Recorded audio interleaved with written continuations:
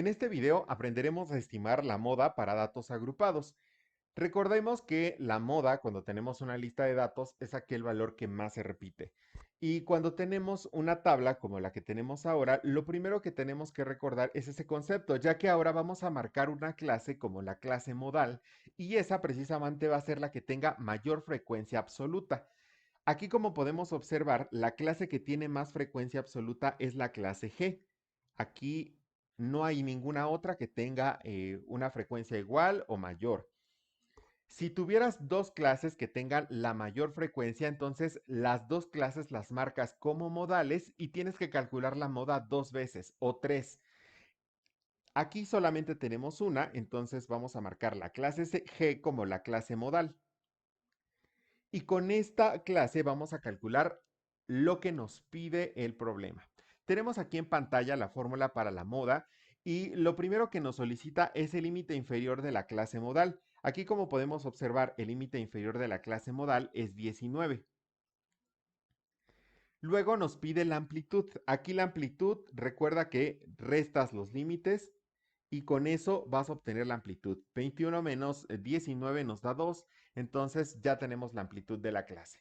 Ahora tenemos aquí dos valores que significan incrementos. El primer incremento va a ser la resta de la frecuencia absoluta de la clase menos la frecuencia absoluta de la clase anterior. En este caso, la clase modal tiene 47 y vamos a restarle 5 porque es la frecuencia absoluta de la clase anterior.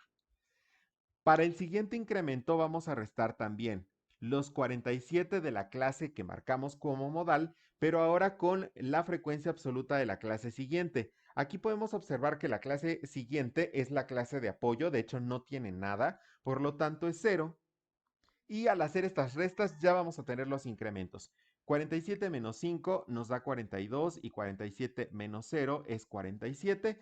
Y ahora vamos a sustituir estos valores en la fórmula de la moda. Nos queda entonces que la moda es igual a 19 más 42 sobre 42 más 47 multiplicado por la amplitud, que es 2. Estamos sustituyendo únicamente los valores. Hay que hacerlo directamente en la calculadora para ahorrarnos pasos. Te recomiendo que si tu calculadora no expresa como fracciones las cantidades, pues le coloques un paréntesis justo ahí donde yo lo marqué con color azul. Y una vez que hagamos las operaciones, la moda resulta 19.94. Aquí vamos a redondearlo a un decimal. Esta cantidad obviamente tiene más decimales. Y al hacer esta operación nos quedaría 19.9.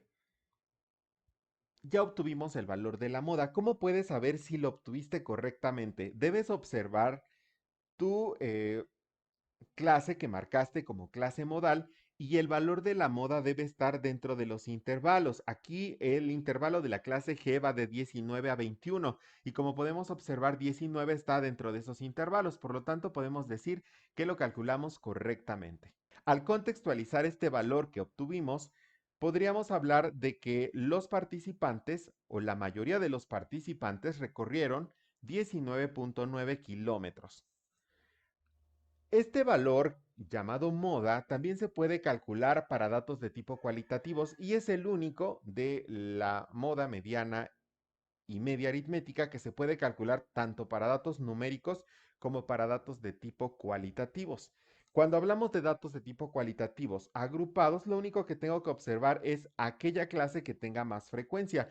Tengo una tabla para datos de tipo cualitativos ahí en pantalla y como puedo observar, la clase que tiene más frecuencia es la clase que habla del estado civil de los casados. Por lo tanto, aquí la moda es casado, no 45, ya que la clase, o en este caso el estado civil, es lo que interesa.